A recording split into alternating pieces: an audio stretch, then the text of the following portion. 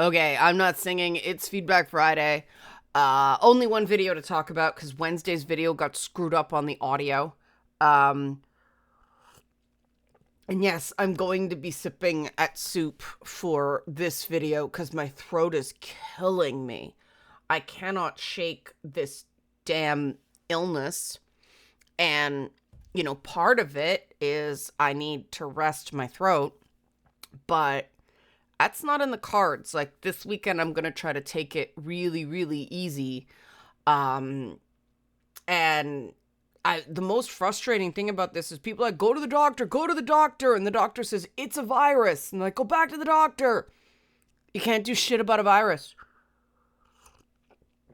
And it's frustrating that people just want to push you into the system. And then when the system says rest, well, you don't get a lot of help with that, you know?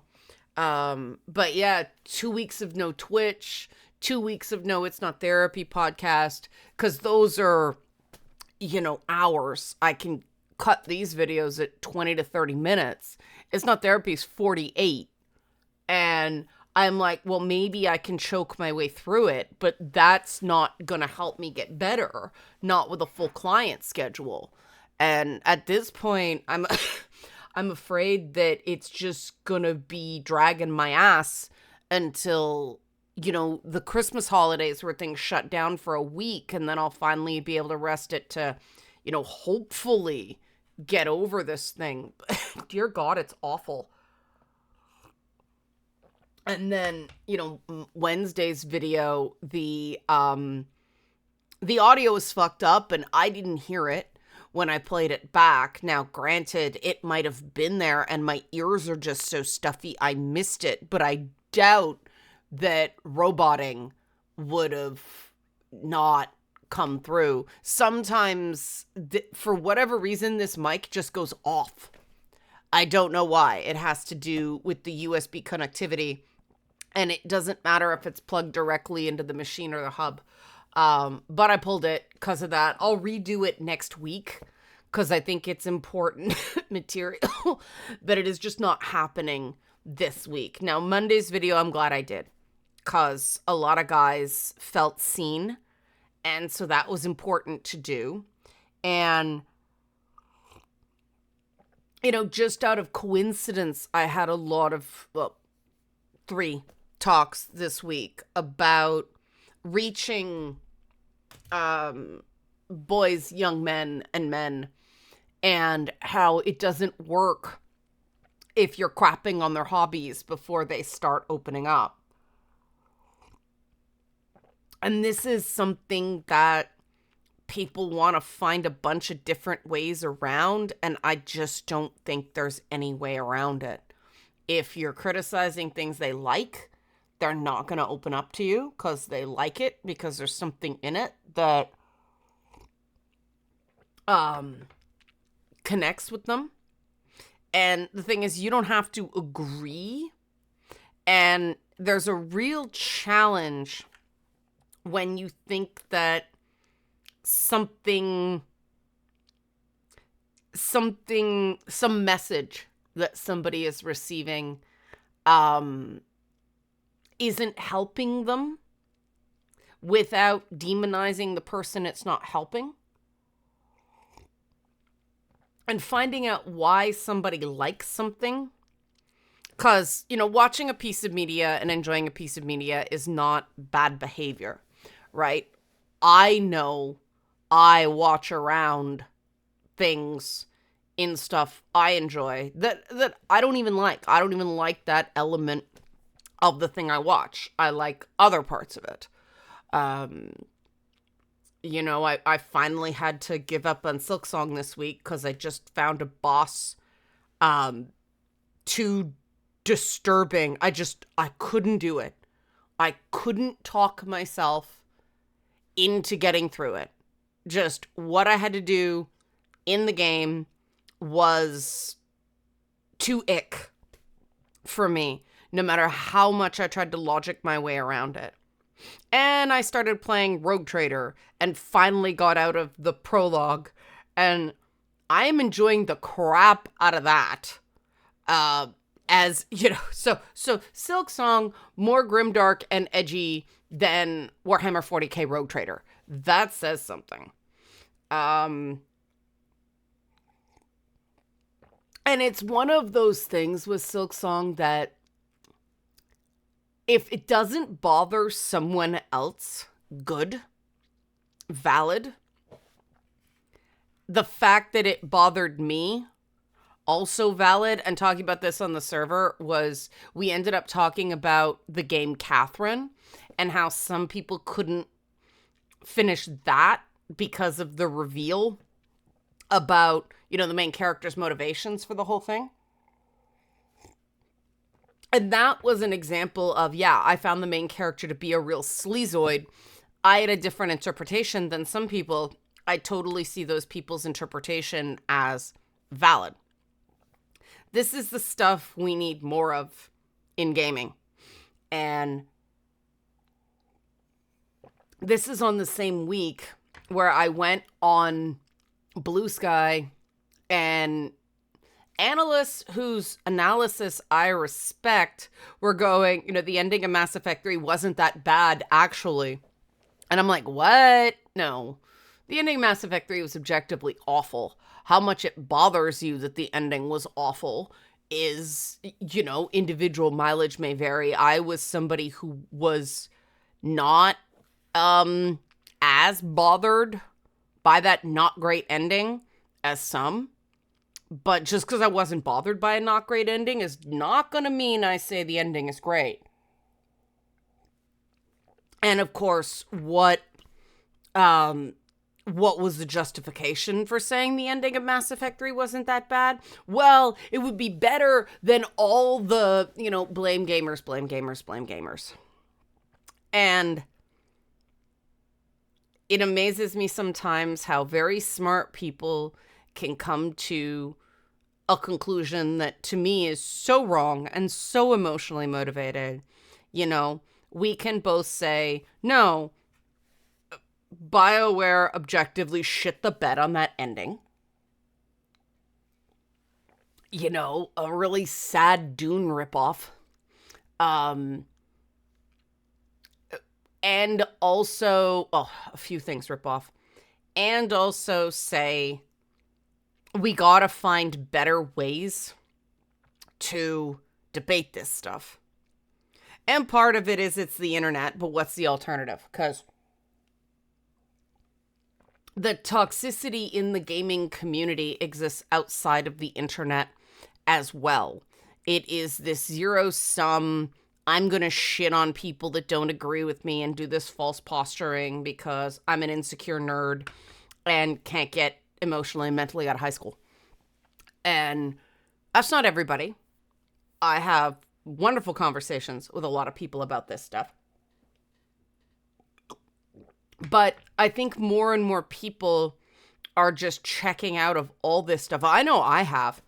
I can't bring myself to care about these fights.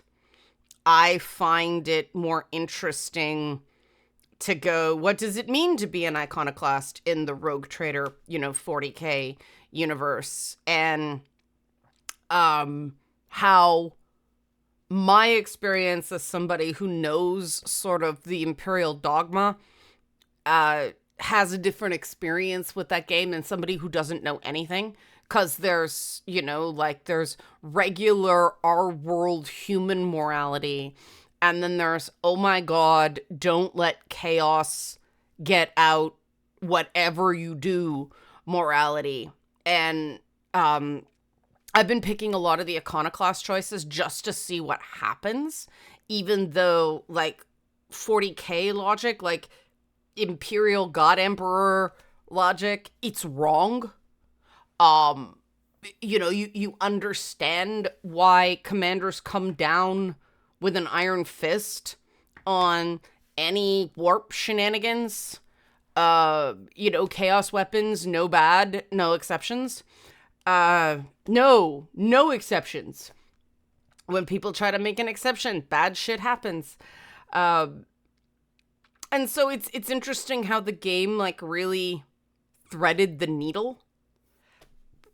And I'm sitting here going, the ability to, it's not just the ability to give me just a shred of plausible deniability on some of these choices because you're a rogue trader. It's an exception in the 40K universe because you're right on the edge of, Imperial territory, but you're also a rogue trader, which means you have a lot more autonomy. But they also seem to really love the world and are just going with it in a way that certain elements of Baldur's Gate 3 just did not with the Forgotten Realms. Like, it understands the tone. It understands why Warhammer 40K is cool. And you can play the game the way you want to play it. And I couldn't get my good guy run in Baldur's Gate 3. And I just kind of feel like, first of all, because it was a modestly budgeted isometric game, it's done really well for itself. I mean, there's 2 DLCs. I bought one of them just because they look cool. I mean, Blood Dancer, sweet, yeah.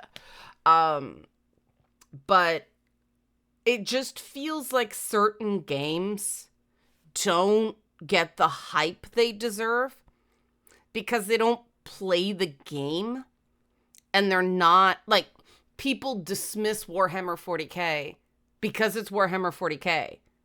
There's some really good writing in that IP. And I don't think people realize how much things like, say, Dragon Age steal from Warhammer 40K. But yeah, it took me a while to get to this game just because too much. But yeah, I'm really enjoying it, and I'd rather talk about that. But of course, you don't get any attention for going, yeah, this game, I'm kind of late to the party, but it's good. But I think this is the way gaming's actually going. I mean, there's someone on the server who's super stoked about Marvel Midnight Suns. And of course, you talk about that in the open internet, and you'll immediately get people telling you all the reasons it sucks. And yeah, there's gameplay jank in that game. But the stories and characterizations are well done. And I do think that more and more people are just going to play catch up as these, monster games as a service titles suck more and more dollars out of people and become more and more dominant, and people fall more and more behind because, there's a new, there's more gaming hours released in a given month than there are hours to game. And the oversaturation is not going to go away because people keep pumping out product. There's just enough money going around that companies can still stay afloat. And I do think that there's gotta be a way for people to sort of rediscover these old titles and games to be rewarded when they don't hit instantly, but they kind of find an audience. And I think that the success of Rogue Trader is gonna serve Owlcat well when the Dark Heresy RPG comes out. I think that's gonna be what they get. This, the same way Larian got rewarded for developing a very loyal player base through Divinity. Divinity Original Sin, for, it got that audience and the Baldur's Gate 3 audience, and then the people interested in kinky bear sex. Kinky smelly bear sex, ew. Enough to sell the game. I think that's gonna be the future of, full price games. You've just got to cobble together, bits of different demographics by seemingly pandering very specifically to all of them through a very savvy, targeted ad campaign, marketing campaign, and hope you don't get one of those very weird Assassin's Creed Shadows phenomenons where people just flipped out about something that really wasn't. It really wasn't. I see why it was presented to them as a big deal, but it really wasn't in the context of the Assassin's Creed franchise. And I don't know what to do about the fact that it is just obvious that whenever there's a black character in a game, people get weird, and not weird in predictable ways. Weird in very unpredictable ways. And a client of mine puts it like, it's easy to go, who cares? But these things get so big. Like, something can't be completely unimportant and yet, existentially important at the same time. And yet, that's every major fight in gaming, right? It's the discussion of what representation means. And the reality is representation means different things to different people. And if we only consume product with people that look like us, we are missing out on a lot. That is not an excuse to put white male leads in every game, right? Because that applies to everybody. Like, who really cares what the playable character of a game looks like, as long as you play the game and it makes a certain amount of sense. And to me, Yasuke and Naoe made a ton of sense. I really enjoyed playing Assassin's Creed Shadows. The story was very fragmented, and not everyone's going to enjoy that. I thought it was an interesting experiment in really committing to the bit of it being a research project to find, artifacts in feudal Japan. The Assassin's Creed franchise does that. It waffles between very, very heavily gamified experiences, like Assassin's Creed Black Flag, that are real crowd pleasers because the story is very forward and very easy to follow. And then stuff like Unity and AC Shadows that are much more tied to the concept and drifts too much into adherence to concept, and not enough is this a coherent story that people become invested in, instead of it being, immersive or not dissonant. And this is stuff where it's gonna land differently for different people, right? I do suspect the next Assassin's Creed game will swing back towards more of a guide-posted story, just because I do think that was the biggest. I mean, the game's done well, so I could be wrong, but I suspect that based on the feedback, it's gonna be more clear story driven, less jump around and do things in any order.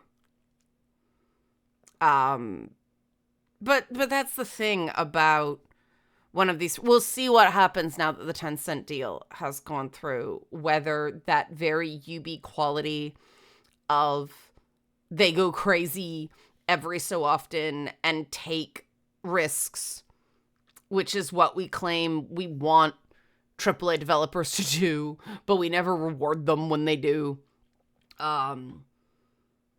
I suspect there will be less of that in these signature franchises. Maybe that's the right call. I'll be sad to see it go, but then there's a shit ton of stuff. Like, that means more people will get laid off or quit Ubisoft and found studios like Sandfall and make things like Clair Obscur. And great.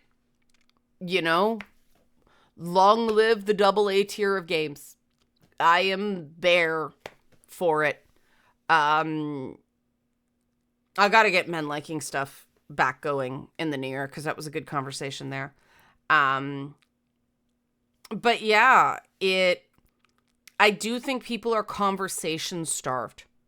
They are choking on debate. They are oversaturated by conflict. But discussions, conveyance of ideas, meetings of the minds, those aren't happening enough. And I think that is part of the reason that people feel so lonely and people feel like they can't open up, because there's just this Imperium-like dogma with everything, where you have to say, long live the God Emperor, on various topics. Don't get it wrong or you'll get canceled, right? And nobody pays attention to the fact that, hey, the consensus on this issue has moved.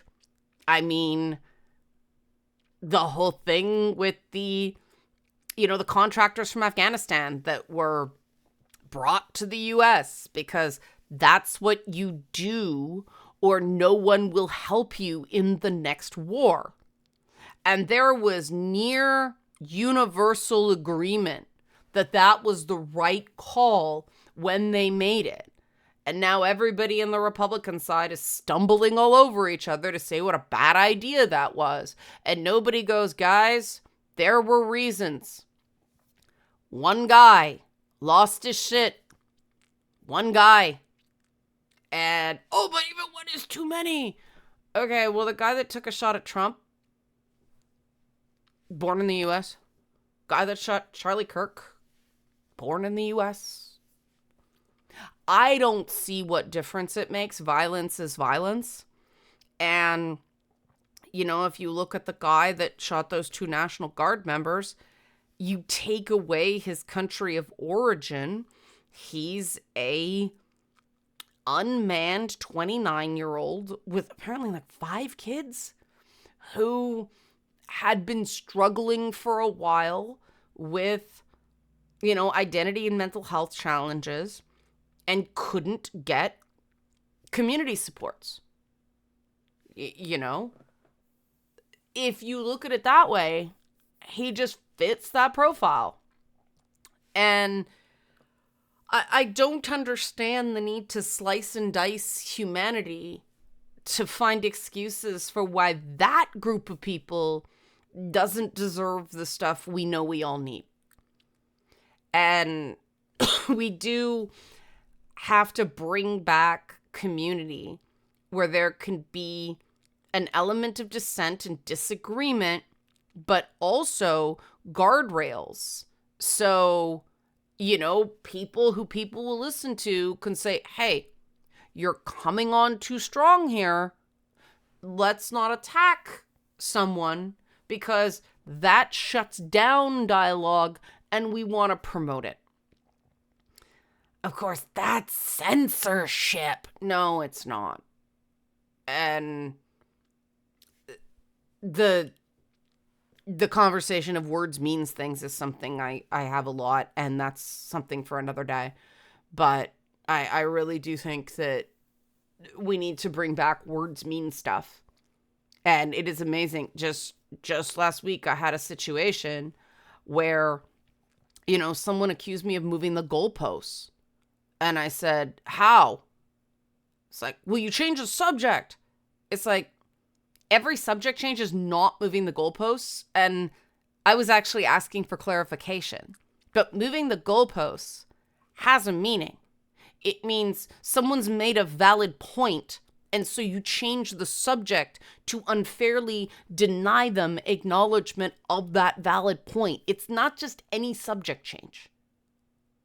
And this matters. Because if you're throwing out these overused internet terms without recognizing what you are conveying in terms of meaning, and somebody tells you, like, no, this is what the word means. Look, here's the definition. And you won't. The ironic thing about, I said to the person, like, that's not what moving the goalpost means. Well, I accept that it's not what it means to you. No, like, here, let me show you what I'm going to Google the term. Look what comes up. I don't care. Which in some way was,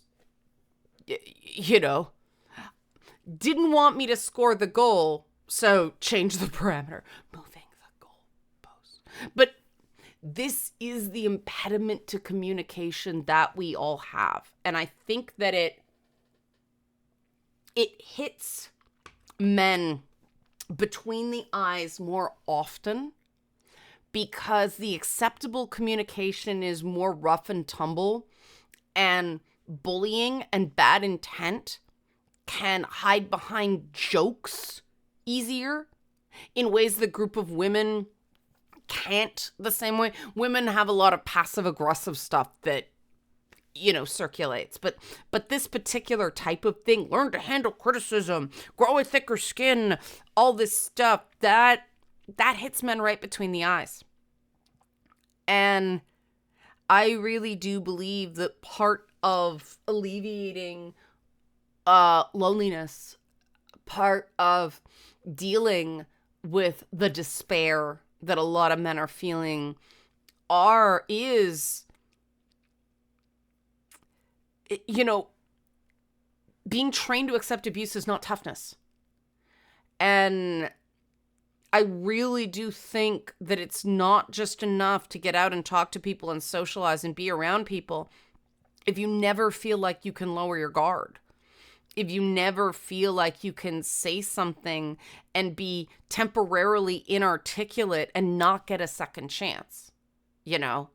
It's amazing to me how many people I've had it that somebody keeps copying and pasting something I said and copying and pasting something I said. You said that.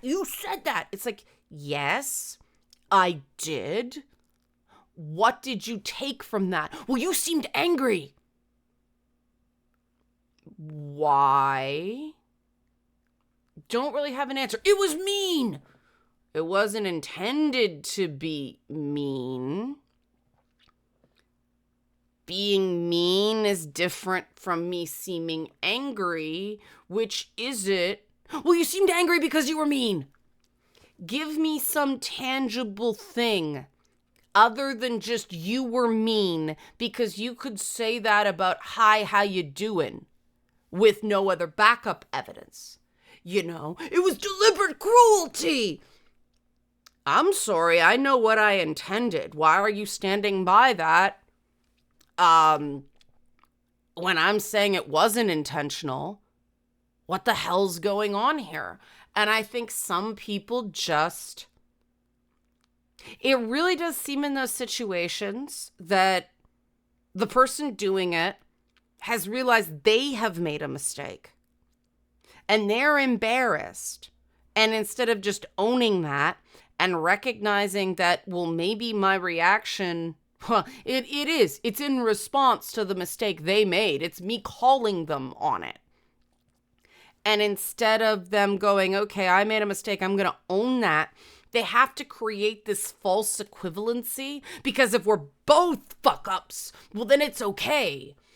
And that's just not, I remember I used to be that way when I was a teenager, and I have to tap back into that to remember how awful it felt and how constantly insecure it was, and the guilt and the shame that came with it. And that's the real benefit of just going, yeah, that was a mistake. I shouldn't have said that. And and sticking to that. And it doesn't matter. Yeah, you made a mistake. You made a mistake. You made a mistake. You made it. So what? Okay, everybody makes mistakes. Why are you continuing to pick at that? I've admitted it. I apologized. I'm not going back on it. What's your point?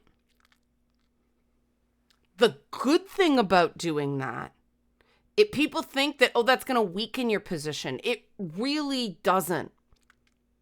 Because, if you can acknowledge where you went wrong, you're stronger in defending when you're right.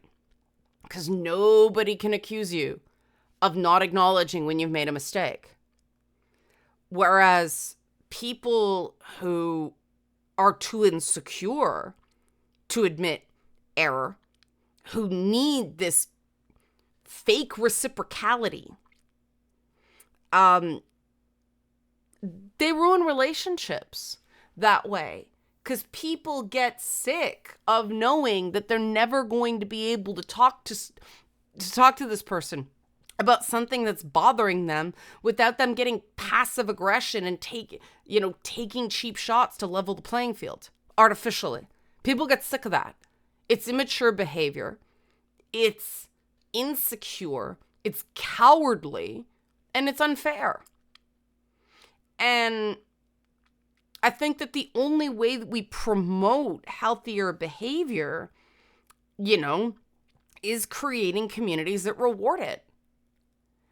And communities that are all company line, corporate policy, lengthy amount of rules. Eventually there are too many rules and people just get afraid of violating a rule. And so they don't say what they think. And that's not good. And I do think, again, men are uniquely affected by environments like that. Not more or less, just uniquely affected. And there's fewer outlets in society to talk about it. It doesn't mean talking about it among groups of women changes anything, but at least we can talk about it, right? But positive changes within our grasp. And I'm going to stop talking now because I'm out of soup and I'm coughing again. So help support this channel. Become a monthly patron, patreon.com/LeannaK. This is the only way I can take any rest, is if people help out this way. Buying a one-time Leanna Care session for someone who can use it, can't afford it. Coffee.com/LeannaK. Thanks for watching and have a great weekend.